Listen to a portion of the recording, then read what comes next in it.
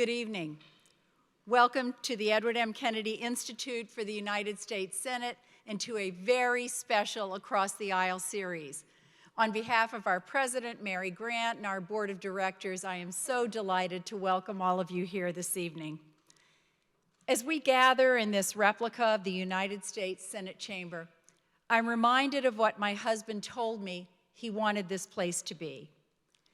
He hoped that by walking through those doors and feeling the awe and majesty of this room, new generations would remember the men and women of goodwill and both parties who had come together throughout history to address the great challenges facing our nation. People know a lot about the presidency, he used to say, but they need to know more about the hard and important work of legislating.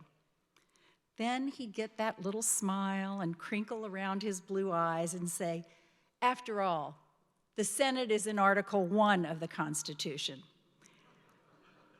I told that story once to a friend in the House of Representatives, and he said, sure, but the Senate is in Article 1, Section 2.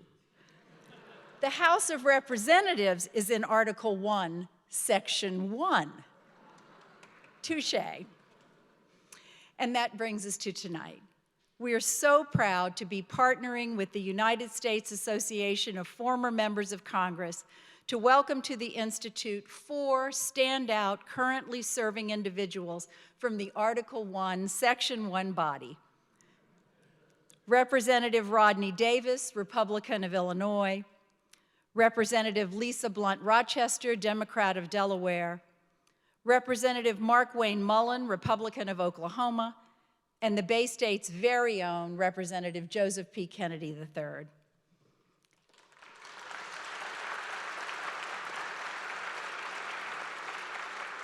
I hope you'll allow me, as a point of personal privilege, as they say in the Senate, and with profound love and pride, to say how special it is to have Joe back here at the Institute that bears his great uncle's name. Teddy adored Joe. He was moved by Joe's compassion for others and his extraordinary ability to take that compassion and turn it into positive action. As many of you may remember, Joe and his brother Matt ran Teddy's last Senate campaign, and they were victorious, of course. I can still see Teddy saying, with pretend peevishness and more than a little bit of pride, that he just didn't understand why the people in Springfield and Holyoke and Lawrence and Lowell were calling him up to say they didn't need him, just send Joe. I'm so happy you're here, Joe. No, they did, they really did. We're also delighted to have Washington Post senior congressional correspondent and columnist Paul Kane to join us as moderator. Paul, nothing happens in Washington without you knowing it. We are so thrilled to have you here. Thank you so much.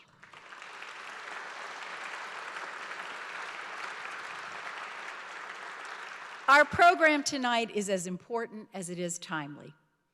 It's impossible to go anywhere without hearing the question, is Washington irretrievably broken?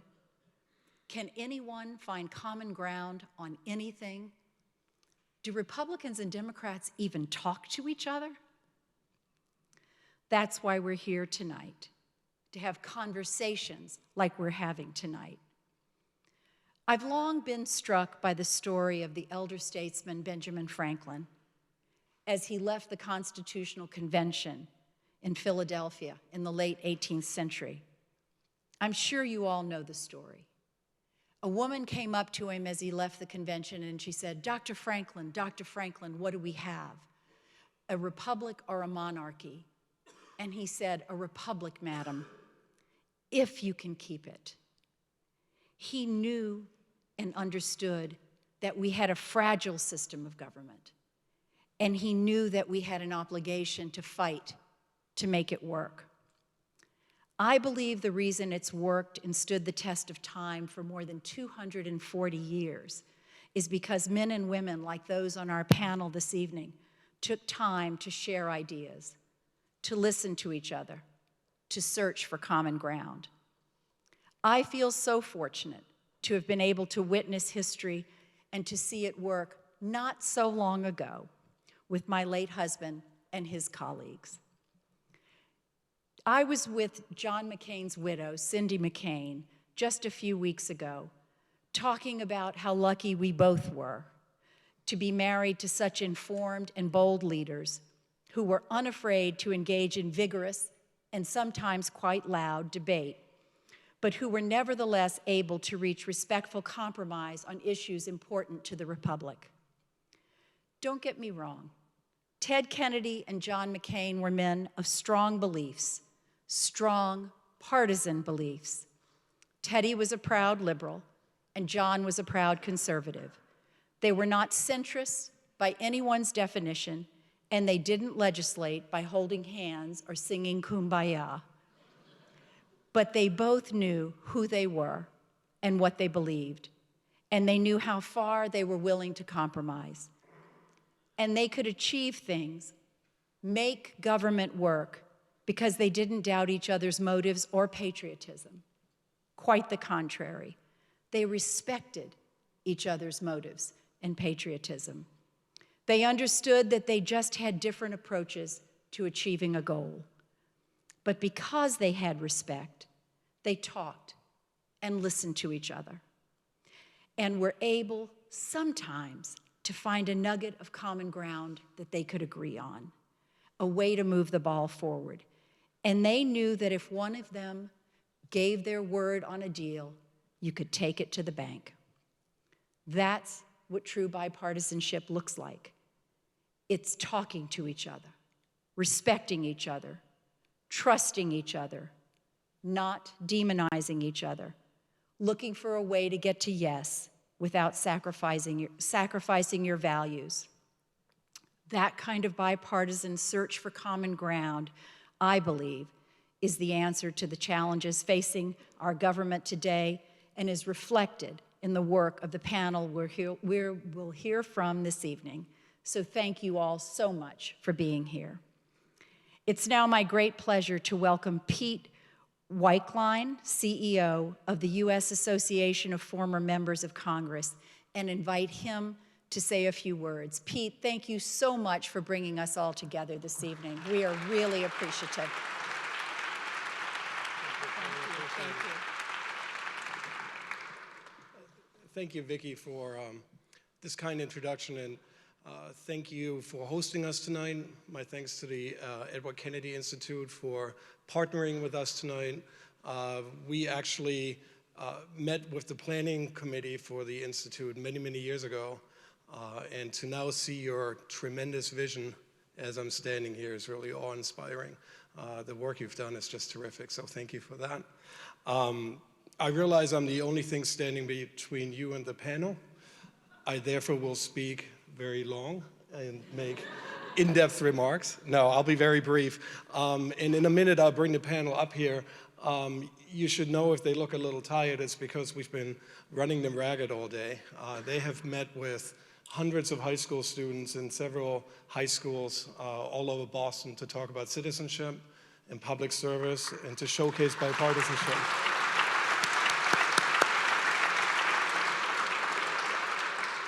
As Vicki said, my name is Pete Cline. I have the tremendous privilege of being the CEO of the Former Members of Congress Association. FMC is the premier nonprofit focused on the work of Congress, and we achieve our work by involving both former members and current members in nationwide programming. And most importantly, we achieve our work because everything we do is bipartisan. If we get a grant, we only implement if there's enough money to send at least two. One Republican, one Democrat. Again, our panel tonight is a great example of that. We educate about Congress. We create opportunities for Republicans and Democrats to work together. And we create opportunities for those being represented to meet with those doing the representing. And that's what tonight is all about. We are also an advocate on behalf of Congress. Too often, including some who are running for Congress, are not an advocate for Congress, but rather running against the institution. We feel very strongly that our role is to defend Congress and to defend the word politics, which somehow has been turned into a bad word. There wouldn't be a Civil Rights Act without politics. I remind people as often as I can. And we also are an advocate on behalf of public service. And certainly, there's no better venue than a building named after Kennedy to let you all, remind you all what a noble calling public service is. With that, let me thank two grant-giving institutions who are making all this possible tonight, the Hewlett Foundation and the Democracy Fund. Let me also invite you to find out more about FMC at usafmc.org. And now finally, let me invite our panel to join me up here. In no particular order other than, we'll start with the lady. Lisa Blunt Rochester of Delaware is joining us tonight. Rodney Davis of Illinois. Of course, you may have heard of Mr. Joe Kennedy of Massachusetts. And Markwayne Mullin of Oklahoma. And the floor is all yours. Thank you.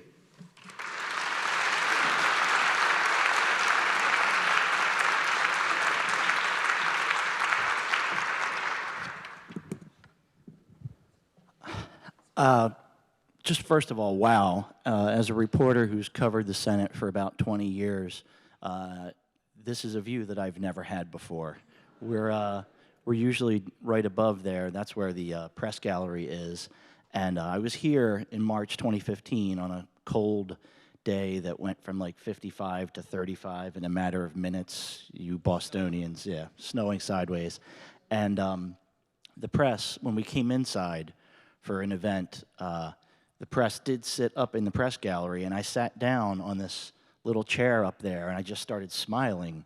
And someone said, why are you smiling, PK? What's so funny? And I said, they got the chairs exactly right. Those swivel chairs up there are exact replicas of the ones that I sit in every day in the U.S. Senate and the U.S. House.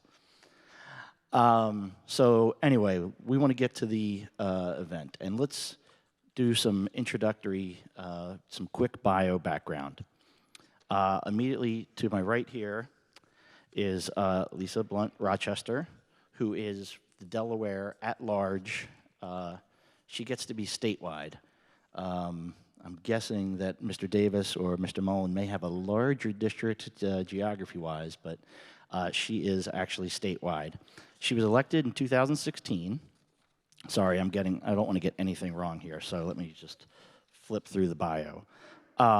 Prior to getting elected to Congress, she had served in 2 cabinet posts in Delaware, Secretary of Labor, Deputy Secretary of Health and Social Services, and State Personnel Director. She managed 500 employees on an $87 million budget. She also served as CEO of the Metropolitan Wilmington Urban League. She grew up in Wilmington, graduated from Padua Academy, and worked her first job at McDonald's on Market Street in Wilmington. She got her undergraduate degree at Fairleigh Dickinson, and now I'm obliged to say this. She then got really smart and went back to the University of Delaware, where I am an alum, and she got her, the Fightin' Blue Hens, she got her master's in urban affairs. She's helped women enter the workforce in the Middle East, produced vaccines to children in Africa. And when she won election, it's extra double special. It's the first time that Delaware had sent a woman to Congress, and also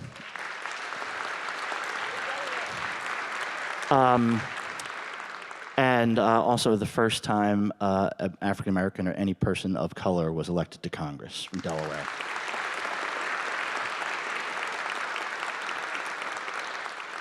And most importantly, on January 3rd, she's no longer a freshman, so she doesn't have to take the butt of any jokes. Yeah. Rodney Davis is from Illinois. He is in his 3rd term, finishing up. He's part of the class of 2012, which is a recurring thing. All 3 gentlemen to the right are part of the class of 2012. Part of the reason why they bonded together is they came in as freshmen together. I know that's Kennedy. You all know him. All right.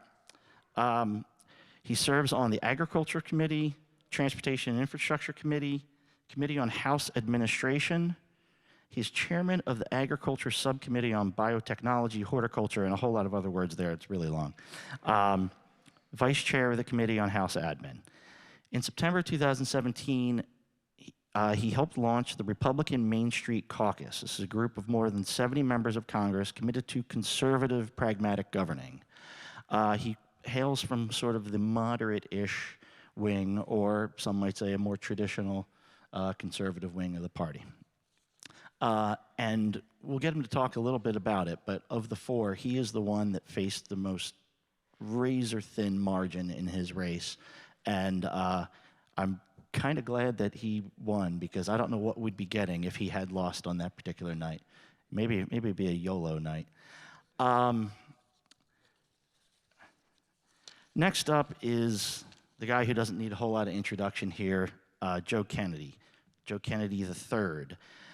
He serves the 4th District of Massachusetts. That stretches from the suburbs of Boston to industrial cities of the South Coast. He's a member of the House Energy and Commerce Committee. That's a committee that basically has jurisdiction over just about everything. It's commerce, so therefore, if you're doing anything commercial, he's got oversight on you. His focus on his legislative agenda has been STEM education. Okay. Vocational schools, community colleges, since he arrived in Washington. His Revitalized American Manufacturing and Innovation Act was signed into law by President Obama in 2014, and is genuinely one of the more well-liked people on both sides of the aisle. All four of these are, but don't let the good looks and the family lineage fool you. This is not a person who has much of an ego, and that's why people really do like him. You can come back anytime, Paul. Thank you. Oh, wait till the questions. Congressman Markwayne Mullin from Oklahoma. It's the eastern edge of Oklahoma.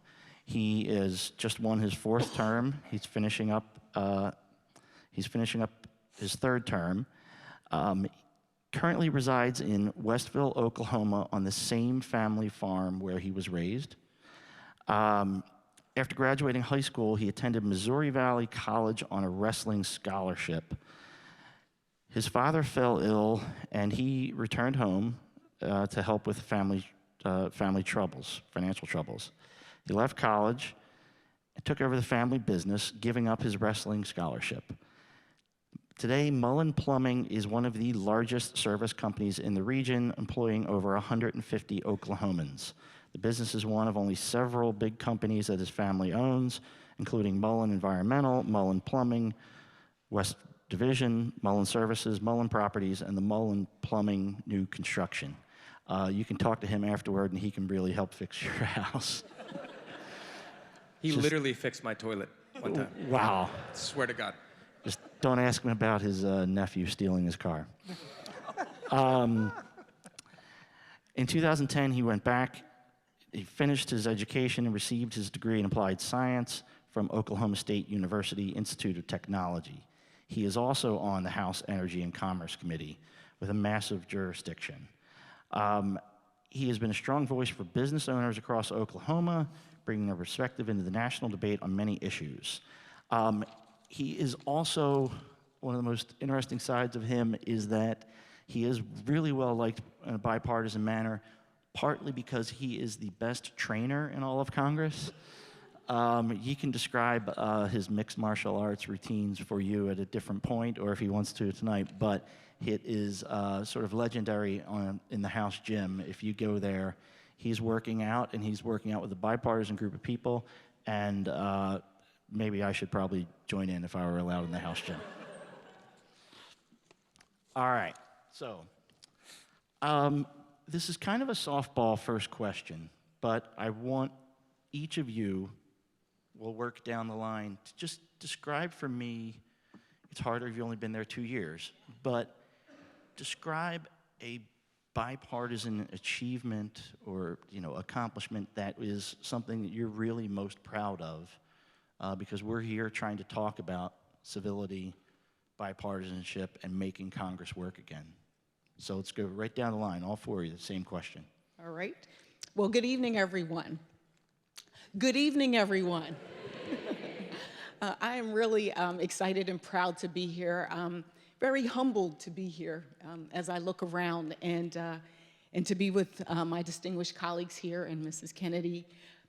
You know, I have only been there 2 years, but I guess one of the things I wanted to share was as a freshman, the freshman class, my class, when we came in, we started off with a spirit of civility and trying to get things done. We as a class did our orientation here in Boston at Harvard. We kicked all the staff out of the room and asked each other, is there anything we agree on? Raise your hand if you have a port. Raise your hand if you've served in the military, just to try to find common ground. And that really helped lay the foundation for us as we went into that first term.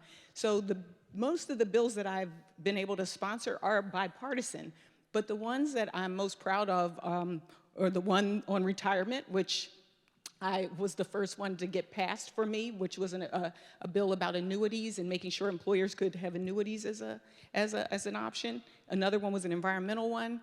But the one that didn't get passed and has to be reintroduced, and I today found a bipartisan co-sponsor, woohoo, was my criminal justice bill called Clean Slate. And that's really important to me that we get things done. Rodney Davis and I also serve on the Agriculture Committee together, and I wanted to get on that committee because it's big for Delaware. We have a lot of family farms, we're biotech, all of these different things, but also it's known to be bipartisan. And so I knew the Farm Bill was going to be done this year. And so for me, the area where I actually jumped around on the floor of the House and gave people high fives and really like woohooed was on the passage of the Farm Bill last week, because that was a major, major accomplishment. 80% of that is SNAP. You know, a lot of people don't realize that it's urban, rural, and global. So for me, that was the highlight of the past 2 years, was passing the Farm Bill. Yeah. Mr. Davis.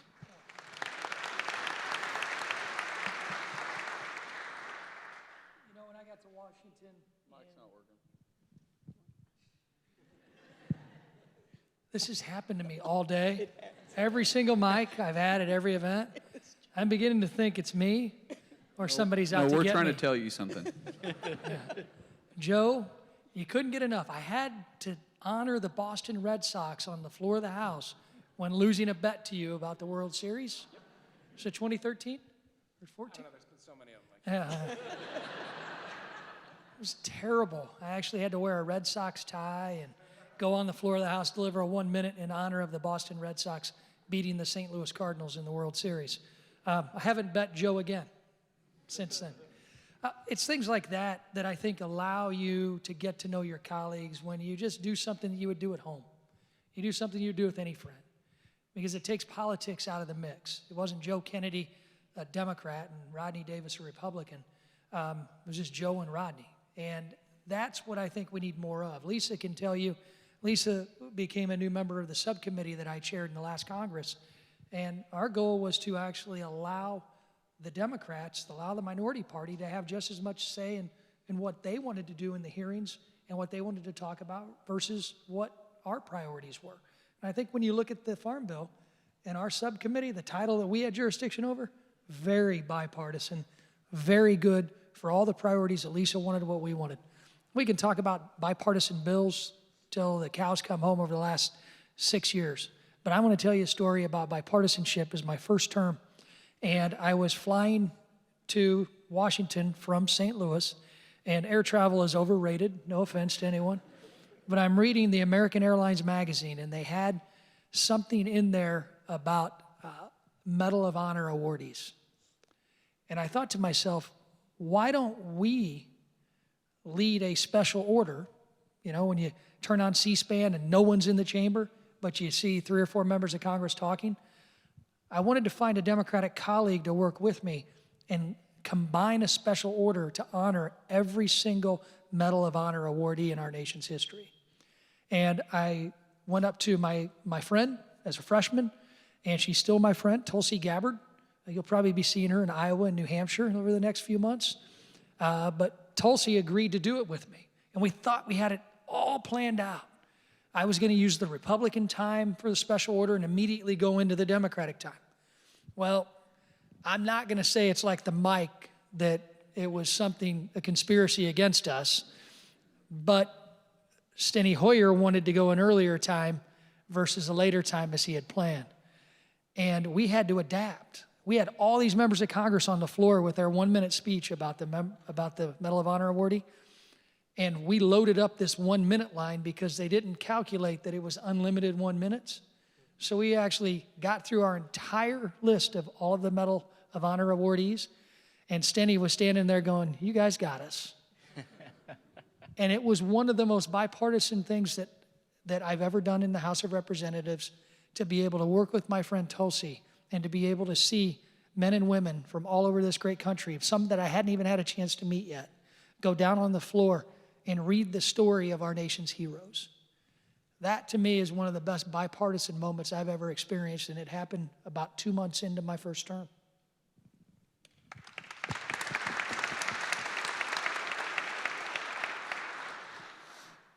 Hi, everybody. Thanks for coming to the EMK Institute. Thanks for having us. Vicki, thank you. Mary, thank you. And to the former members, thank you for putting us on. Thanks for a great day. To my colleagues, thanks for being here. At some point tonight, I'm going to do this deliberately to take the wind out of his sails. Paul Kane has been trash talking because he's an Eagles fan. So if we from New England could congratulate them on greasing the lampposts in Philadelphia in preparation of their win. There you go. Two Eagles fans down here. Exactly right. Now that we got that out of our system. So I came into Congress 6 years ago, and that reality for me has meant that if I actually want to pass any single bill, I have needed not only Republicans to sign on to it, because I need 218 members, which means I need Republican membership, but I need Republicans to have to champion it, because whether it was Speaker Boehner or Speaker Ryan, they're going to be beholden to that Republican caucus, and they need to have enough Republicans that are willing to pressure them or to ask either one of the speakers to actually put the bill that I want on the floor, which means I've had to work pretty hard to try to figure out not just what my own priorities are, but with people like Markwayne and Rodney and others, where are there areas of overlaps that we can push forward? Paul was kind enough to mention one bill, a manufacturing bill, that was the first big bill I passed, wrapped up in a larger spending piece of legislation back in 2014. I worked on a bill to try to make hearing aids more affordable, covered by Medicare, which some folks in the room might know Medicare hadn't always covered hearing aids. That bill got passed about a year ago. Senator Warren led the bill in the Senate, along with Chuck Grassley. I led the bill in the House, along with Marsha Blackburn. Folks, and I think Paul can probably verify this, in the scale of the universe of possibilities where Chuck Grassley, Elizabeth Warren, Joe Kennedy, and Marsha Blackburn actually agree on something, there is like one thing where that we thread that needle. And we found it. And to Ms. Blackburn's credit, as that bill was going through the process in the House, she actually got attacked by a conservative group in Tennessee for selling out to Massachusetts values. And the argument was that it was going to be a bill that was going to lead to guns being taken away. And there is some reason why those pieces fall into place. I'm not sure what they are, but there was some argument that actually was going to happen. And to give her credit, she stood up, she pushed the bill through, but there was hundreds of thousands of dollars spent against her for selling out to me. And that is you'd be hard-pressed to find many more people that are more conservative than Ms. Blackburn in the body, but there are opportunities where we have to actually push bills across the finish line. And it takes some members that are willing to stand up and willing to take some heat sometimes. Unfortunately, circumstances where a bill that has nothing to do with some of those interests that get labeled that way. But I do have to give her credit for being willing to do so, and that bill got passed, and it passed with an overwhelming majority. So it can still get done.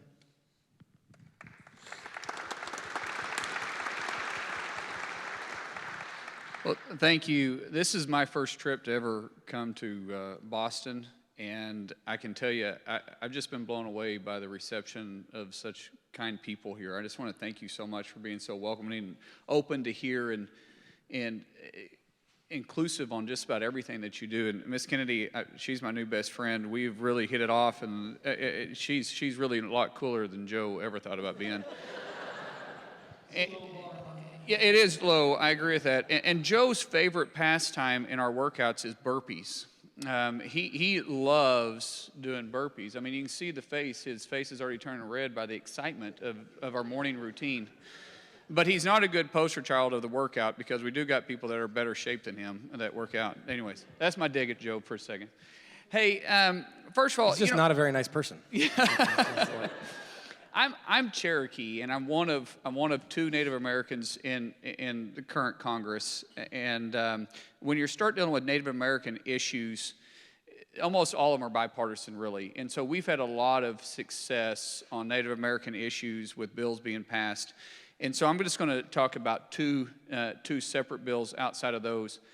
One, obviously you heard our bio. We have, my wife and I say my wife and I, we've done everything together, been married 21 years, and she loves me, and I don't have no idea why.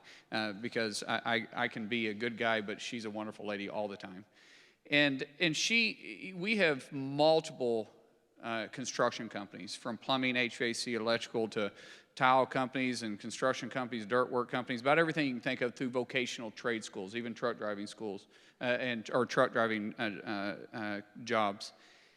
And vocational schools is very important, and underneath the previous administration, no punch at them, that's not political. For some reason, they quit paying for veterans to go to vocational schools if they took one school online.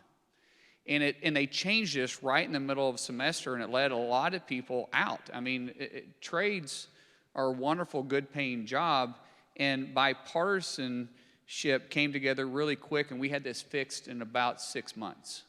And we were excited to be able to champion that. Another one that we have been working on that passed the House unanimously, or not unanimously, I'm sorry, it passed with over bipartisan support with about 40. I think it was only 42 people, 41 or so that didn't vote for it. Is 42 CFR Part 2. Right, thank you, Joe. Joe and I worked together on this in Energy and Commerce, but he was on the opposite side of it. Now, spirited debate on both sides of it, and it deals with mental illness and addiction and privacy rights and the best way to treat a patient. And it really showed actually how Congress should work, because we had an open debate. And in fact, one time this was going to be killed in our committee, and I walked over to Joe and I said, Joe, how do we need to make this happen? He says, have a hearing on it. If you guys will have a hearing on it and let us express our concerns and bring in true witnesses on both sides of it, then I think we can go ahead and move forward with it. And so sure enough, we did. And it was a spirited debate, but it was the right way. It was the way Congress should work. It was one of those moments that I was extremely glad to partner with individuals across the aisle, and it was one of those times I could look over to Joe, and while we have a great friendship, I understood his personal reasons behind it. As a prosecutor, I understood why he was so concerned on his side, and as someone that has dealt with this in our family multiple times, I also was passionate about it. And you can never argue someone's motives when they're coming from it from a personal perspective. And this is how things should work when we're all supposedly supposed to represent our own backyard. And you'll see that as we go through tonight. You'll see that Oklahoma is drastically different than Massachusetts. And Illinois is different than Delaware. But at the same time, there's a lot of common ground because we all work with each other, and there's a true affection among us too. Now, I have to say, though, I'm a lot better looking than these other two young men right here beside us. But Lisa, you take the cake, right? Watch out. All right. So 3 of you were the part of the class of 2012. That was a huge class. There were 82 new members that came in, almost evenly divided because there was a redistricting process. A lot of members, when that happens, decide it's time to retire. Barney Frank being one of them, which created an opening for Mr. Kennedy. You two on the end, did your class stick together, or did you feel like within 6 months or so that you could see it pulling apart? And in that first year, by October 1, 2013, we had a government shutdown. So, Paul, I would say, one, if my recollection serves, the catalyst for that shutdown was not, in fact, in the House of Representatives, if I remember that correctly. Ted Cruz had a lot to do with it. Ted Cruz had a lot to do with it. He did. Which is a nice diplomatic understatement, but yes, I believe that was my recollection of those events. So I'd say a couple things. One, on the class itself, the Democratic caucus of that class, I think is still very close. We get together actually fairly frequently. A lot of us are on the same text chain. It's a group that some of us, particularly now, have gone off to other pastures. So Tammy Duckworth's obviously in the Senate. Michelle Lujan Grisham is going to be governor in New Mexico. Kirsten Sinema is going to join her over in the Senate. Beto O'Rourke obviously just ran a spirited race in Texas. But as a group that on the whole, on the Democratic side, is still pretty darn close. And I think with Republican colleagues too, we have some pretty good relationships. The Republicans, most of the Republicans that I know best are also from that class, and not lost on me at all that two of those members are sitting to my left and my right. And so I think there was a sentiment out of that class, particularly on the Democratic side, that knowing that you are going to be in the majority, and knowing that if you are elected to try to get something done, you are going to have to find a way to reach out to your Republican colleagues to get something done. I think it will be interesting to see in the next 6 months how much that framework might shift to say, hey, rather than having to now work through those Republican colleagues, now we can just execute on our own. And I hope on the one hand, yes, I want to be able to do some of that because I think there's a lot of issues that we haven't addressed.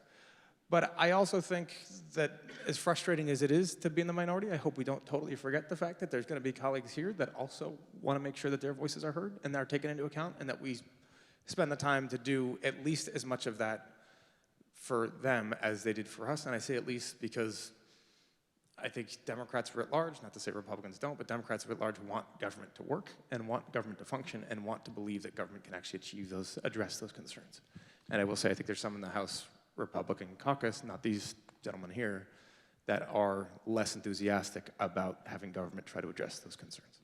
You know, I agree. I'm very close with my Republican colleagues, but also my Democrat colleagues too. Right off the bat, Joe and I started making fun of each other. A lot more to work with here than over here, though. But we've been making fun of each other for quite some time and having a good time. And also, we also have serious conversations too. Some of the best debates happen after the workout, or when we have some downtime, which doesn't happen very often. But I'll tell you, one of the biggest changing points for me on how to view my perspective in politics was during the 2013 shutdown. It was difficult for me. It was a difficult time for me because I saw there was a problem and I couldn't do anything about it. Because I don't care how great your idea is, you're only one and you got to have 217 other people to agree with you before you can move in the house. So relationships really matter. And Joe and I were talking, and actually Rodney was in my office too. We're all in our office, and we were discussing, Tulsi Gabbard was there too, who we're all still real good friends with. And we were talking about the health care, because that was a huge punch point in 2013 when we shut down. And I was like, how do we go past this? And Joe said something to me that I've never forgot. Joe goes, Markwayne, you don't understand. My family has worked on this for 50 years. There's no way I got movement on this. It's 50 years. And I sat there and I thought, wow, okay, there is a huge difference. He's passionate about it, and there's nothing wrong with his passion. I may not agree with his perspective, but he's passionate about it. And I took a step back and I said, you know, we make decisions based on two things: our life experiences and the way we're raised. And my life experiences are different than Joe's. And the way that I was raised was different than Joe. That doesn't mean that I love the country any less or any more than Joe does. It just means that our constituent chose well because we're representing their point of views.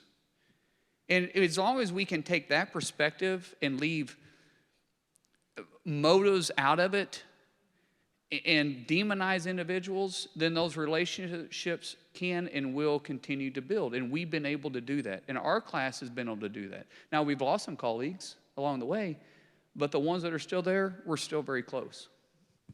Mr. Davis, can you just talk about what it was like for going and running a nonstop election and watching the results come in, thinking you knew what was going to happen, but a lot of other people had some doubts?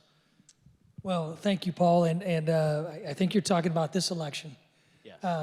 I'll even take it a step back. In 2012, I came on the ballot late, ran a 5.5-month campaign that was one of the most expensive in the nation. And I won it by 1,002 votes. I had to give my victory speech that night thinking I might have to rescind it. That's not very fun. My campaign manager's advice was, well, go sell it. And then I came to Washington for orientation a week later. And I opened up one of the DC newspapers, and I was listed as the top target in the nation. Hadn't even been sworn in yet. Went into the next election being told I wasn't going to come back. Well, eventually, I came back. But fast forward to this one. After winning 2 re-elections by comfortable margins, we knew this election was going to be a tight election. I come from a marginal district in Illinois. And as a matter of fact, I never expected to be able to be here and be in the minority party because my district was not drawn for somebody to survive a wave election. We were able to do that, but it was close. Now, I won by exponentially more votes than the first time, 2,000 instead of 1. But that night, all of my what I would consider very bad areas for me came in first. So if you were tracking my race on election night, as some people in the audience I look out were, because I was receiving texts from them, they're worried about me. Heck, even my own family was worried about me. They would go off in the other room, and I'd be in the kitchen, and I found out later, they'd be like, oh, no, I don't even know what's going to happen. I had some of my good friends there. Jason Worth, a good buddy of mine, was there. Matt Micah, who was one of the folks shot at the Congressional baseball practice, was there, all at my house. Brian Sutter, my family, my friends. And late the night, I finally knew we were going to win. I'm looking at the results coming in, and I'm like Rain Man. When you see those results come in on election night, I can tell you exactly what I think is going to happen.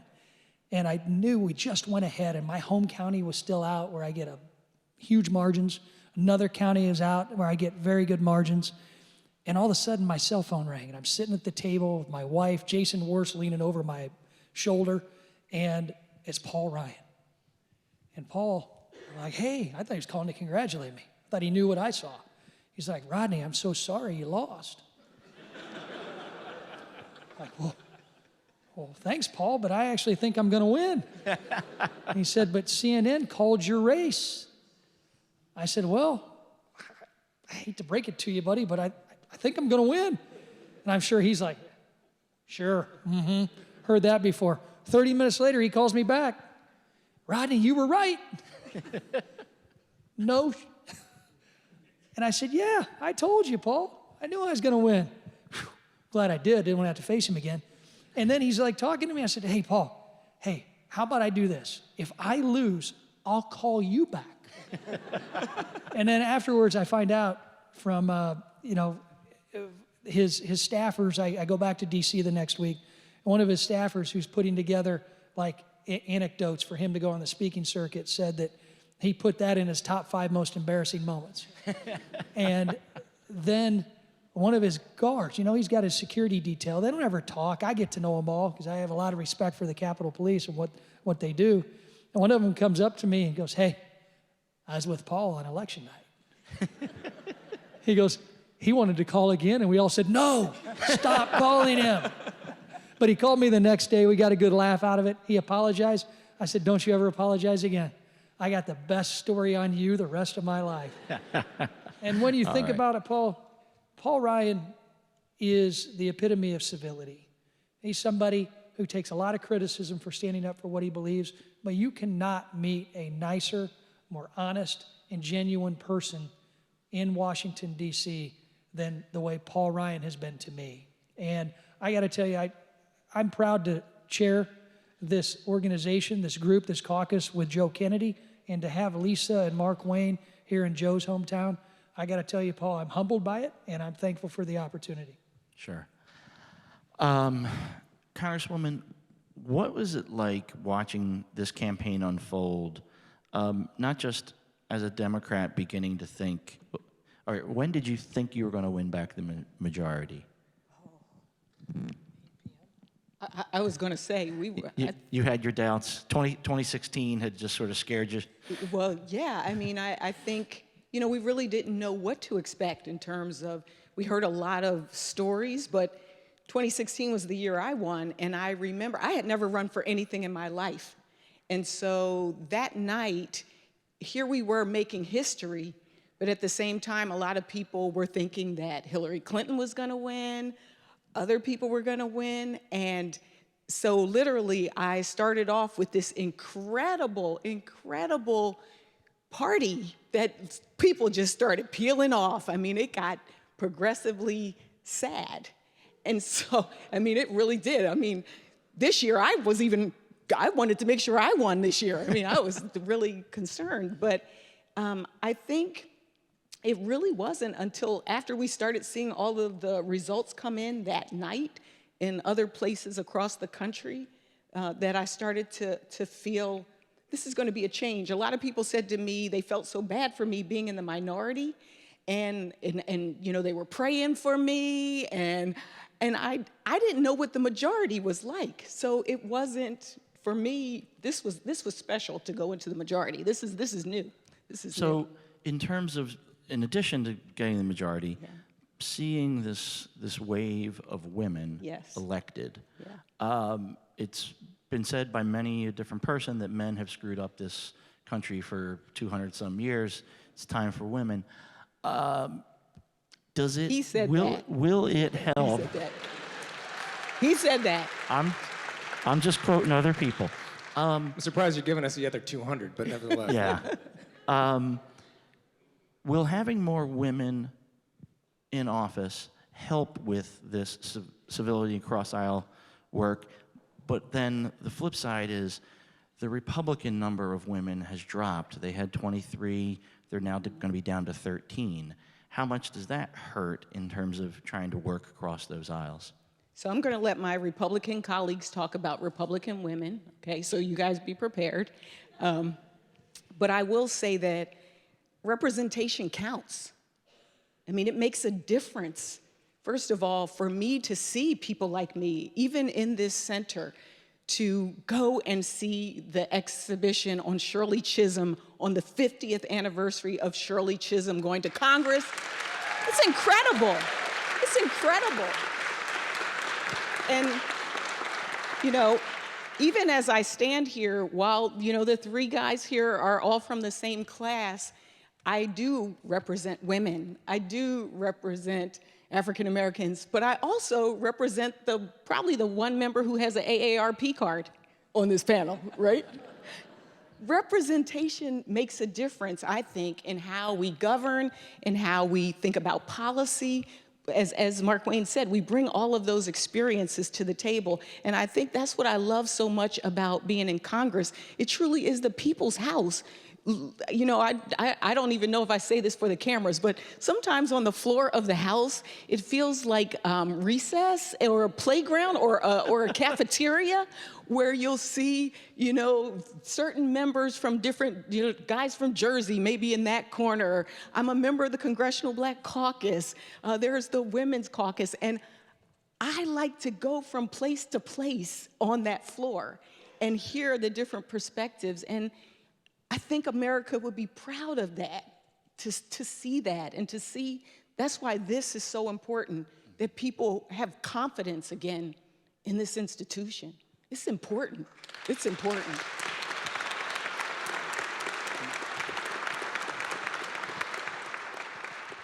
I don't want to put you on the spot, but either Mr. Davis or Mullin. Listen, we as Republicans are very disappointed that many of the great women serving in our conference were beaten. They represented, in some cases, some of our most marginal suburban districts. And what we saw during this election cycle was a wave that really affected suburban America. And it wasn't through a lack of effort on our side to make sure that the message got out that these were very effective female members of Congress in the Republican Party. The Democrats running against them were able to outspend them, and money was invested to beat them. So it wasn't as though we Republicans said, don't come back. It was the Democrats realized they wanted the majority and spent millions upon millions of dollars to defeat some of the best legislators I've ever had the chance to serve with. And unfortunately, that's what happens in our business. That's what happens in the House of Representatives. And this was the first time I lost many of my really good friends. It's been very difficult, something new for me. Yeah, and, you know, we're in a unique job that every 2 years we find out exactly how many people like us and don't like us. And so, and at the same time, it's one of those jobs too that people have a tendency to move on. And so we lost 2 females in Tennessee with Marsha Blackburn, who went on to the Senate, and Diane Black, who lost a governor's race in the primary. A good friend of ours that was part of our workout group, Kristi Noem, is now the governor of South Dakota, the first female lady ever elected as a governor in South Dakota. So we did lose some diversity, but it wasn't from a lack of also recruiting. I'm on the NRCC National Recruiting Chair, and so we were helping, as a captain, we were helping recruit and aggressively recruit great candidates, but sometimes it's out of our hands. And when it is, and it's a I don't want to say a business because it's a service, but there is winners and losers every 2 years, and unfortunately, so, as Rodney said, some of our toughest districts was represented by our female colleagues, and they came up short. Just a point of note, in about 10 minutes or so, we'll get into some audience questions. If you fill out forms and pass them back, we'll ask those. And you also filled some out online. I've got a few of those questions. I can't believe I've gone this far without really asking the Trump question. How hard does this president, the uniqueness of this presidency, how hard does it make it for you to work together on the bigger issues? You're working on really important issues, but on those biggest issues of immigration, what is it like? Joe, you want to go first? Your name is on the building, so I think they're going to defer to you first. Extremely difficult, like without question. And I obviously want to defer to a little bit here to my Republican colleagues, but look, I think, as I try to think about this anyway, with a bit of a deep breath, there are a number of policies that this administration has put forth that are not going to be all that different from what a traditional conservative Republican would have done. Policies that I would not have liked, but are still kind of, the judges that are being put forth are probably pretty similar to what a President Jeb Bush or Marco Rubio would have put forth. The tax bill is probably reasonably similar to what a Republican president, any other Republican president would have put forth. And a couple of other policies in there are probably not all that much outside that mainstream of what a Republican administration with Republican unified control of government would have done. There are some policies that then, yes, I think are, and the big thing here, Paul, is the manner in which it is done is just devastating. And I think what has been helpful over the course of the past day here with, I hope for Markwayne and for Rodney, the issues, and I had this conversation with another Republican colleague of ours at one point over the summer, when I said the top issues in Massachusetts that form kind of the bedrock of our Commonwealth: healthcare, education, immigration, equality, investment, access to talent. The idea that we are a Commonwealth, that government has a role to play, and that if we make those investments, everybody's future is going to be bigger and brighter. Healthcare, education, immigration, Healthcare was tried to be repealed. That bill, obviously, the framework for it was here. Education, the Justice Department was suing Harvard University. Immigration, we all know very well. Equality, literally from day one, targeting members of the trans community and LGBT community from literally day one across multiple agencies, just day after day after day after day. Attacks on science and basic facts on climate change. So the constituencies that I represent, literally every single one of them, is put on a back foot to be in a defensive crouch and is just fighting for the baseline series of issues that I think a lot of us thought were already settled. And so it makes it awfully hard when you are in that position over and over and over and over again to then turn around and say, okay, let's work on a transportation bill. Like, well, okay, but if part of this is me having the credibility to go sell a piece of legislation back to my constituents, that you actually are willing to listen to their concerns and address those concerns, it makes it awfully hard to do so when you are punching them in the mouth and poking them in the eye every day in all caps on Twitter. Right? That just, it does not help.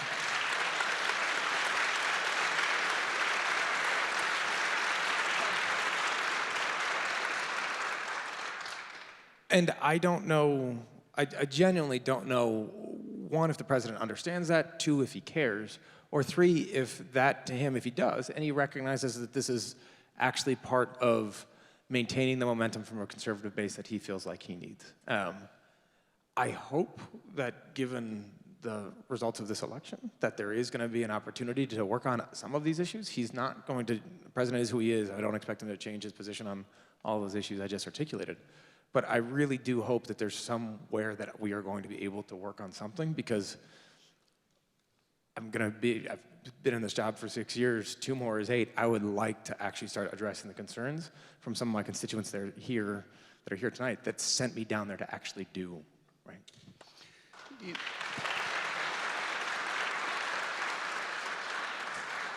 You know, this just shows the difference between the two districts, right? Because the disdain and the frustration. Roughly what is Trump's approval, favorability in Oklahoma?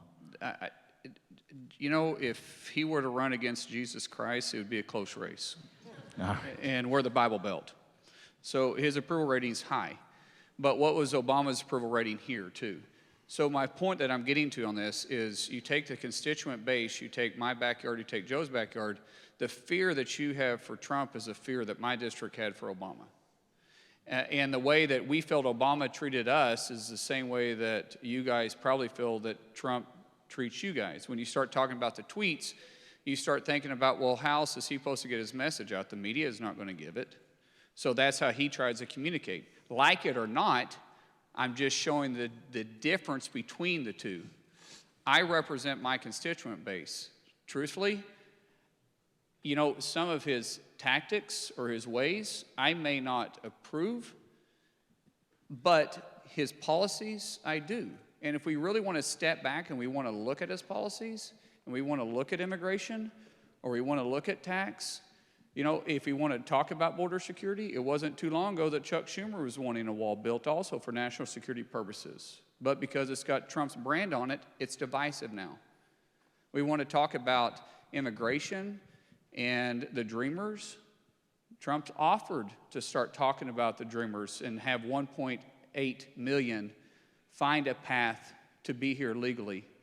But it's a non-starter because it's got his policy on it. You want to talk about transportation, which is a huge need? The first pay for that's been offered was to repeal the tax plan, which was awfully popular in my district. So there has to be a little bit of common ground, and I even see some of your guys' looks like, what are you talking about? This guy is just on the other side of having the keys to hell. But to me, he's been a good president, and he does represent my district, just like Obama did represent this district for the most part. But we have to take a step back and say, are we judging the man or are we judging the policy? To put that in context for all of you, there was a couple other Republicans that I see in the morning with Markwayne, and over the summer they had done polls in their districts, and they all are in the South, all Republicans, and had done polls about the president's favorability in their districts. So, say May, June, July last summer, Republican primary voters in Republican districts in the South. Anybody have a guess at what the lowest rating came in for the president's favorability? 80? What else? 90? 70? You are all low. The lowest one that one of them told me was 94, and it's between 94 and 97%. I've never seen numbers like that for... Mine came in at 82, but what was Obama's approval rating in your district? It was, with all due respect to President Obama, it wasn't that. Well, but I mean, was it over 60? Was it over 70? It was... Candidly, Markwayne, we didn't poll it. We didn't poll it. So well, it wasn't a real question. But the point that I'm getting to is it's funny, our founding fathers actually did get it right when they start talking about representation and that we're supposed to represent our backyards. That doesn't make you guys wrong. That doesn't make my constituents wrong. That doesn't make Joe. It doesn't make me wrong. It does make one famous famous Massachusetts export the gerrymander perhaps a little bit further, more extreme than we would. What do you mean? Follow through Whoa, with that. whoa. Follow through with that. Because I'm not following the Massachusetts. He's talking about gerrymandering. Let's not talk about gerrymandering unless you talk about Illinois. Well, I mean, and listen. Before we go there, my district, because I think we only have a few minutes. But my district was drawled. My district was drawled for my predecessor, Dan Bourne, who is a Democrat. 63% of my district is registered Democrat. I'm the first Republican to ever carry my district, and I win it in the 60s every year. So you can overcome that, just like Rodney's overcome his too. But does it play a role? No question. So we had a nice long discussion about gerrymandering today. It doesn't work when you own the whole state, though. Exactly. So that's what I'm going to lines. speak from. I actually do represent a whole state. And in my state, Delaware is pretty blue in the north. Then we get a little purplish, and then we're red. And my challenge with the president and working with the president is this. It's not the policies. People can believe what they want to believe. It's the lack of consistency. It's the fact that we're going to have an agreement on bump stocks one day and then not. And I think that makes it hard. It makes it hard whether you're a Democrat or a Republican if you don't know things are going to be constantly changing or will change on you. I think it's within the prerogative of an executive to do that. But I think one of the challenges is the whole point. We're here to govern. We're here to govern. And so I think that makes it difficult because there are a lot of areas that we've talked about where we have common ground. We've talked about criminal justice and the fact that there are criminal justice bills that we can support together. We've talked about infrastructure. We say that we have some common values, and so part of leadership is that ability to lead. And I think that's the challenge that I see that we're going to face. And I say this for us going into the majority on the House, people have to have clear expectations. We still have Mr. Trump as the president, and we still have a Republican Senate. So we need to be very clear about our expectations of what we will be able to accomplish. We need to find common ground. You know, we really do, Lisa.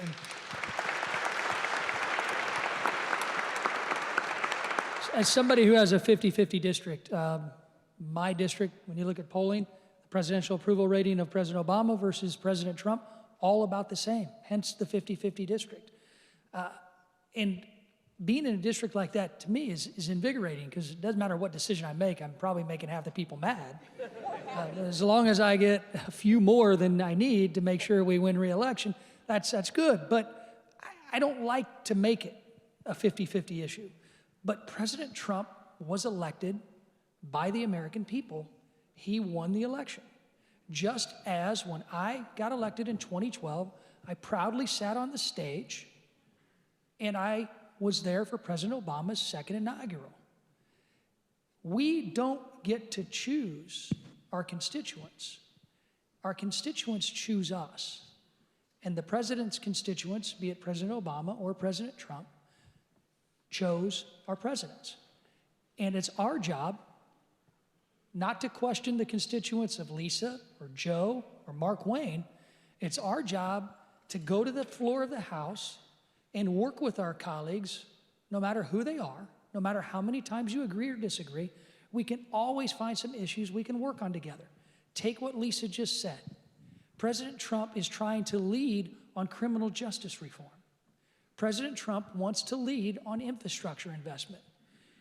If Joe's constituents won't allow him to go work on those two very important issues for Democrat and Republican constituencies, then I think we lose sight of the job that we're supposed to do for you. We need to work with whomever is in the White House. And frankly, during the Obama administration, I took a lot of heat from my own party for working with the administration. So don't do what my party did to me, to Joe, because we need him to work on these very important issues, regardless of who's at 1600 Pennsylvania Avenue. All right, we're going to move into some of the audience questions here, and I'm going to just I'm just going to pick one of you to answer so we can try and get through these quicker. Mr. Kennedy, how does the change of power affect actual policy? The Congresswoman was saying you really need to set expectations. What policies do you think can change? So I think, Paul, I guess the short answer and a bit of the cop-out answer is I'll tell you in a week, right, or 3 weeks. Still in the minority. But I think we have an obligation to, and I think an opportunity to actually, for the first time in 8 years, so nearly a decade, to actually put forth at least a different narrative around issues like healthcare, like immigration, like climate change, like gun violence, government reform, issues around electoral reform, voting rights acts, gerrymandering, voter integrity, a lot of this stuff. That last piece is our first bill. So I think you'll see an awful lot of initiatives get rolled out that way that actually have a different way of a counter-narrative than you've heard, particularly over the past 2 years, and certainly for the past eight out of the House of Representatives. Now, I do think this is where Lisa's, observation is particularly important, which is not to say we compromise on those values right underneath them, but is to say that Democrats then also have a choice, which is if the administration and if a Republican-led Senate decides that they are willing to pick up some of this legislation and work on it, are we willing to advance that ball and take what we can get, understanding that it's not going to be everything that we want? Or is this going to be something where we say, no, we're going to wait until we get everything that we want, knowing that that date certain is uncertain? And so I would certainly hope that some advice from my uncle, right, on this was, there is always another round, always. And so if you can move the ball a little bit, and it is bipartisan, which is going to be a much stronger reform because the inclination to then unwind it is going to be far less. If you can make that progress, then take that and move forward. I hope the administration will be willing to show some willingness to engage on some of these issues. I do hope so. I'm not certain yet.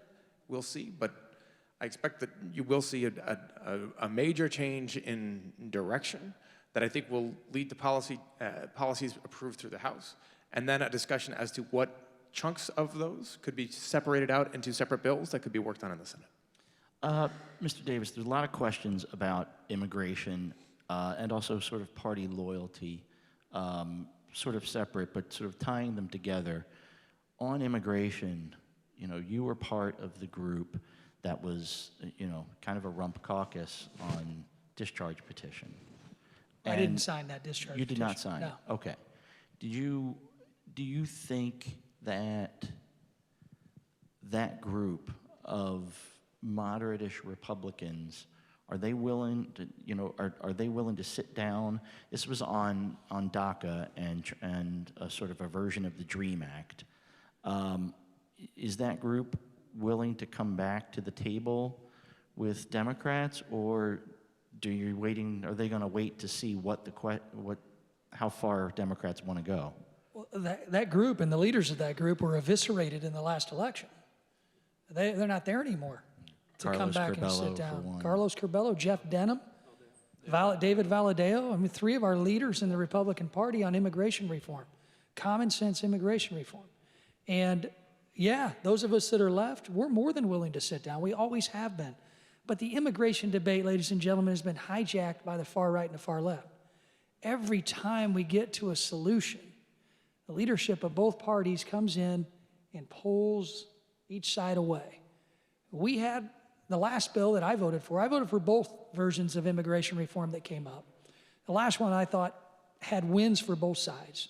Full funding for border security, changing our immigration system. And look, I was a congressional staffer for 16 years. I helped people walk through the immigration process. It is too long, it is too cumbersome, it is too expensive. And when you go to that swearing-in ceremony, when they become citizens, you see the most patriotic Americans raise their right hand. But that process needs to change. The process needs to change. And we had some common sense changes in there. We also had a path to legal status for DACA kids and dreamers. And we made sure we codified that no family could ever be separated at the border again. The sad part is, we got 0 Democratic votes, and we didn't get nearly enough Republican votes. And that's what frustrates me, because we had the chance to solve the issue, and it just didn't happen because politics. Okay, Congresswoman, healthcare fixes, Affordable Care Act, there are a few Democrats, some newcomers who are coming in January, who are pushing for a Medicare for all, single-payer system. There are some that are sort of more realistically setting expectations and just hoping to try and stabilize private markets. What do you think can get done, and just sort of how far should House Democrats with the majority push? Should they put up a vote on something like single payer, even if they know that it's doomed to failure, in terms of getting signed into law? Well, that's a tough question. Well, first of all, I think you have to start from the premise that, do we all believe the facts that are the facts in terms of how many people aren't covered and the cost of health care? You also have to start from the premise, do we believe that everyone is entitled to have health care in this country? I think that's a basic foundational issue for Democrats. I mean, it is just a core issue. Part of it, just like we say about Democrats and Republicans, even for Democrats and Democrats, it's how do you get there? I actually served in Delaware in different roles. So as Deputy Secretary of Health and Social Services, I saw it from the implementation side. As State Personnel Director, I saw it from the negotiator side, negotiating with hospitals and drug companies. And there are like easy things that we should be talking about, like negotiating drug prices. I mean, they're at least easy to me, that we should be all on one accord on. But I also saw it as the CEO of the Metropolitan Wilmington Urban League. I saw it as an advocate. And so I think as the member from Delaware, I'm on 2 different caucuses. I'm in the New Dem caucus, which is the business-friendly caucus, because I come from Delaware and I believe jobs are important, but I'm also a progressive. And I feel that they're not mutually exclusive. And whatever we come up with has to take into account what changes it's going to require in terms of a system, and making sure that people do have access to health care. There are different proposals out there like Medicare for All. There's another one that's being proposed right now that is working with the Center for American Progress that I'm looking at. And I think it goes back to the governing piece of this. Are we going to get rid of the labels and figure out what our common goals are and really work on it and have regular order? That's one of the things that as Democrats we'd like to see come back. We'd like there to be regular order. We'd like people to be able to really talk about these issues and then vote on them and have hearings. And so for me, I think what can get done are in the beginning incremental, but I think we still need to be aspirational. Where are we trying to go as a country? Where are we trying to go as a country? That needs to be out there as well. So I started off with saying about realistic expectations. I'm really clear about what I think can and can't get done in 2 years. 2 years goes like that. I can't believe like that. And so it's going to be a lot of work that needs to happen in the midst of a presidential election. Mr. Mullin, thank you. How about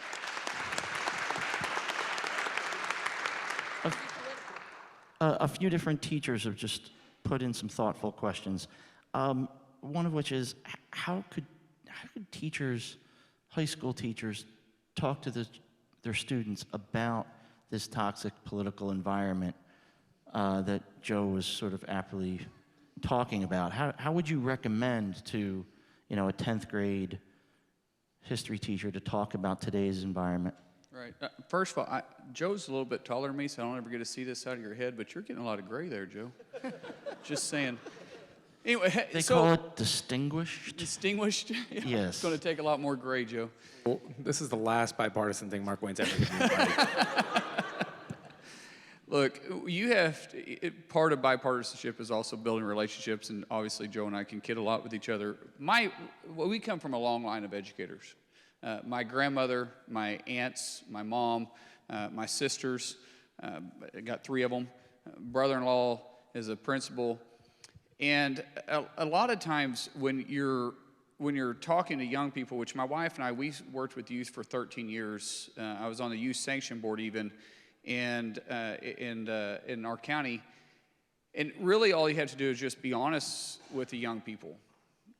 They're wanting to soak up. I like to soak up knowledge. They're wanting to soak up knowledge. They're a sponge, but how do you use that sponge? They're getting their opinion everywhere they go. Their parents give them their opinion. If they're lucky enough to have both parents at home, they're constantly getting their opinion. Someone's giving their opinion on news because news isn't what it used to be anymore. News is more shows, and I don't care if it's MSNBC or Fox. They're both guilty of it. So as a teacher's perspective, they can throw out the information and let it ride. All we need to do, we don't have to tell young people where to go. We just got to tell them why and what's important about it. Let them draw their own conclusions. From a young man that was literally living by myself at 15, my parents gave me a pretty good leash. And I had a great relationship with my parents. Love my parents to death. But Dad had a few rules that he wanted me to follow. And when we're teaching in the classrooms, it's the same thing. But when we start trying to force our opinion on somebody, especially young people, I think they're no different than me. They're going to put their feet on the ground and say, hold on a second. And then if you find someone that's absorbing it and you abuse it because you're giving their opinion and not allowing them to form their own opinion, that can also be formed. So we have to encourage our young people to go out and seek that information. Find it. Make your own opinion, but here's the facts. Here's what's actually taking place. Here's the history behind it. Because we have a tendency to repeat history, so there's nothing wrong with looking into the history to find out actually where we're headed at the same time.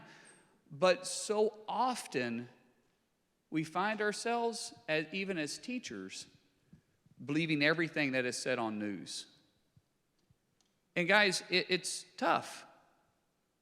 Because we're educating young people to either have an open mind about the world, or we're going to tell them to have a closed mind because we're only going to give you your opinion. My teachers, some of my closest individuals and coaches at the same time, that they would feed me the information that I needed, but they let me process it. It's like my dad used to say, Markwayne, just listen to what I have to say and think about it for 3 days and come back to me. Just listen to what I have to say, then think about it. And our teachers have an unbelievable opportunity to be a family to our kids that sometimes have broken families at the same time and educate them in just wanting to seek knowledge, not wanting someone just to give their opinion out. Okay, thank you. We're going to do a final question. It's going to be to Mr. Davis and Mr. Kennedy because of your unique backgrounds in this. And then all four of you are going to have a chance to do sort of final remarks. And your final remarks, will be real brief, but you have to be positive and optimistic. Because this crowd needs Lisa doesn't have any problem with that. Yeah. She's the most optimistic All right. person I've ever met. But for a real couple different questions that came in about political rhetoric and violent political rhetoric and whether you're worried about it. We don't have to go into the details of Mr. Kennedy's family. It's obvious. Everyone knows the history there. And Mr. Davis, you were on the baseball team in 2017 when the shooter arrived, and Mike Micah is one of your close friends. Can you talk about political rhetoric and what Congress can do to help, to heal? Well, thank you, Paul. And yes, we've got to do better. And that's one of the reasons why we're all here. It's easy to spend time back home, travel your district, talk to your constituents, fill in the days with meetings, visits. But to be able to come halfway across the country like we are today and come to Joe's district with such a history of the Kennedy family, and we all know the history of the Kennedy family with violence, and to be able to talk here at the Kennedy Center about civility and bipartisanship, this right here, ladies and gentlemen, is how you stop the political rhetoric from getting to the point that his family has witnessed and that I witnessed.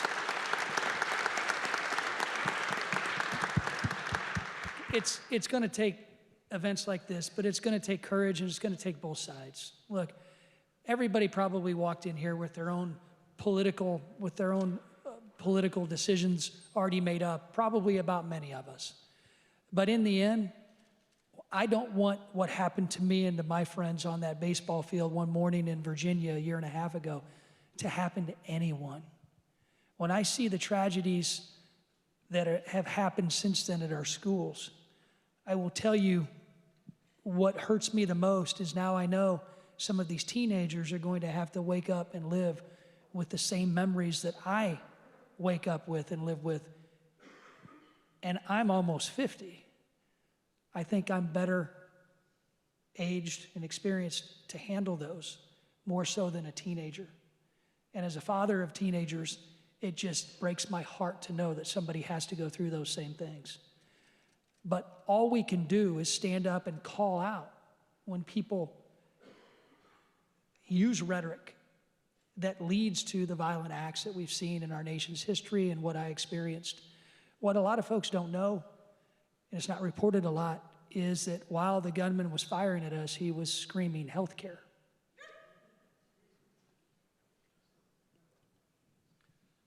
A political difference of opinion led this obviously mentally challenged individual to come and think that the way he solved that problem was trying to kill Republican members of Congress. That can't be tolerated, and we should never have a political litmus test on rhetoric. We all need to come together as Americans, and I said that immediately after the shooting when I went to the media and said, this has got to stop. The heated rhetoric that we've seen on all sides has got to be toned down, and we've got to have more events like this. We've got to have civility and discussions like this, and I hope you leave here today knowing that what we're saying here is not an act. We truly do like each other. We truly do have the friendships that lead to good legislative successes. And one of the best memories I have is finally getting my phone back that morning and seeing the many friends I had try to text me, try to call me, and it wasn't just Republican friends.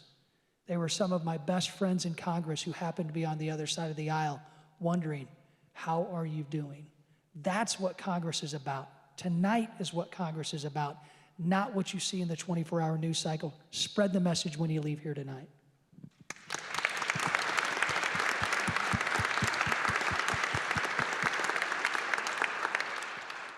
I don't have a whole lot to add to that. Obviously, Rodney's right. The only thing that I do think is worth pointing out, oftentimes this conversation gets back into a who started it or who's got the loudest microphone, or looking at the latest example. And the way this is going to get addressed, I cannot help what anybody else is going to say. I cannot help what anybody else is going to tweet. I cannot help how anybody else is going to address a certain circumstance. What all of us can do is decide how we are going to respond to that. And for folks on the left that will say, yeah, but, and point, look, I might agree with you, but we can't control that. What we can control is how every single one of us is going to respond to the stimulus of getting pulled into that argument, getting pulled into that tweet, getting pulled into that post, getting pulled into responding in a heated way to rhetoric that comes at you live on an interview. And then how we as a society decide to consume that snippet.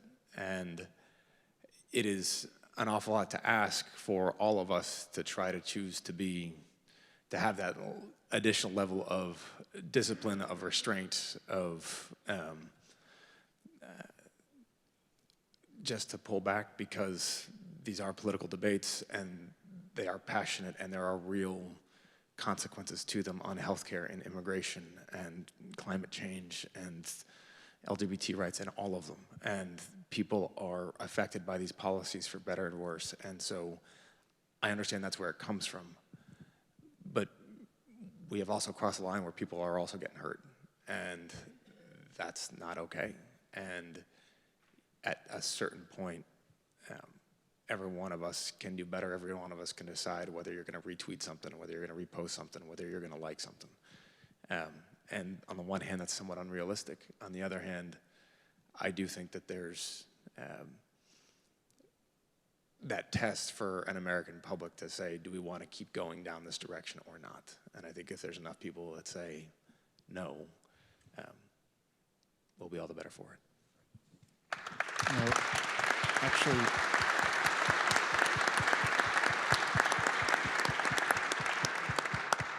let's end with each of you answering that same question, that you two, and then because your heads are both nodding at the same points that each of them were talking about, and I think this is the uplifting thing to go out on. Yeah, absolutely, and as you can tell, Joe and I, we have political differences, but we're good friends. And it's okay to agree to disagree, but when you disagree with anger, something's wrong there. My wife and I, we've been married 21 years, as I said, and we got 5 wonderful kids, and we've had arguments, believe it or not. I mean, I know I seem to be perfect, but I'm not. And so I apologize often, and she says thank you. But at the end of the day, even with those arguments, we never allow hatred to enter into our marriage, and that's why our marriage has survived. And this country has a history of having disagreements politically, but we're allowing hatred to get into the conversation, and that scares the living daylights out of me, because our country cannot survive. It's just not possible. Through this whole conversation, I have sat back multiple times and said that it's okay that we represent different districts. It's okay that we have different views. That doesn't mean that any of us love this country any more or any less. We all think that flag, oh glory, that flies over the Capitol is the most beautiful flag in the world. And it's an honor to put my hand and pledge allegiance to it. And we feel that way because we're having this conversation because we live in America. And we get an opportunity to do that, but we lose perspectives when it comes to politics. I mean, we've been taught our whole life to embrace someone else's point of view, except when it comes to politics. When you don't agree with me with politics, you're an idiot. Well, that's not right. That contradicts everything that we've been taught. We are a diverse country and a diverse group of people. And that's wonderful. But we're having a farther divide on politics because, honestly, I feel like we're not including more and more people. How many of you guys wake up every single morning and say, I cannot wait until I get in an argument today? But isn't that what politics is? I have my constituents say, we have Fox playing in every TV in our house. I'm like, oh, I'm so sorry. It's the same thing when we have CNN playing or MSNBC. I'm like, I turn off news in my house. Sometimes I don't want to be depressed. I want to believe that everybody likes me. And the world is great. Joe, you like me? Sometimes? But at the same time, guys, we need to bring laughter into politics and into debate too. We need to show more of this, that we can get along. We can agree to disagree, but we all are looking for the same goal, and it's to make this country as best as we can for the generation coming behind us. We might have different opinions on how to get there, which is awesome. But let's not lose the end goal, because it's in sight. We're all going to pass the torch at some time. All right, final word, Congressman.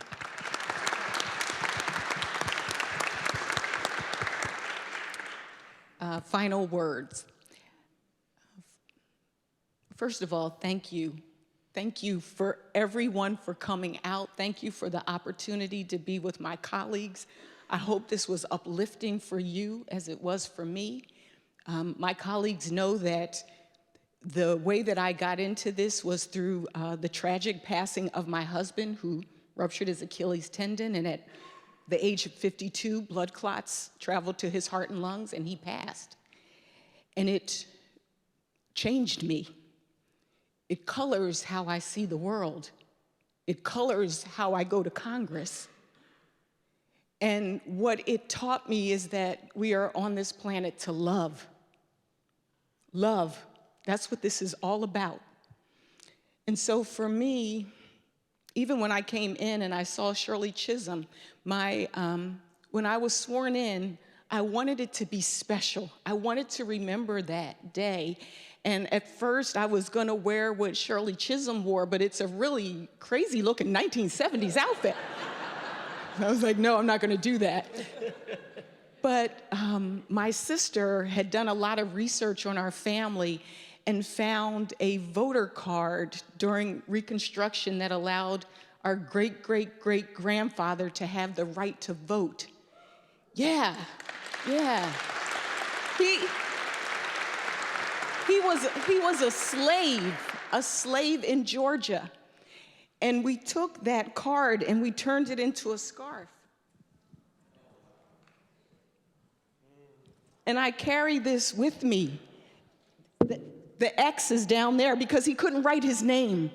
And I carry it to remember where we have come from as a country, who we are. Native born, sons and daughters of people who traveled on boats, people who came here against their will but built this country. We, the people, we did this. We overcame slavery. We can overcome these times. It's about legacy. Like they said in the Hamilton in the play, legacy is planting seeds in a garden you may never see. Ted Kennedy planted seeds, and we see them today. It's our turn. It's our turn. It's our turn, right? It's our turn. Legacy. Legacy. It's our turn.